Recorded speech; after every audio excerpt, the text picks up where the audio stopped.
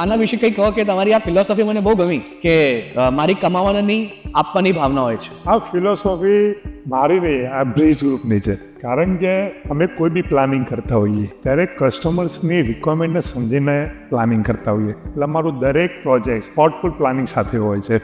કસ્ટમર્સની જ્યારે એમ્યુનિટીઝ આપવાની વાત હોય છે ત્યારે અમે એ ધ્યાન રાખીએ છીએ કસ્ટમર્સના ફીચર્સમાં કેટલી આમાંથી યુઝફુલ છે. કારણ કે ઘણી એમ્યુનિટીઝ ડેવલપર શું કરતા હોય છે કે માર્કેટ્સમાં ચાલી રહી છે બધી આપી દો, તો કસ્ટમરની રિક્વાયરમેન્ટ બધી નથી હોતી. એ રિક્વાયરમેન્ટ જેટલી હોય છે એના કરતાં વધારે આપો તો એનો એક્સપેન્સ કસ્ટમરને બેર કરવાનો હોય છે. થર્ડ આવે છે ક્વોલિટી.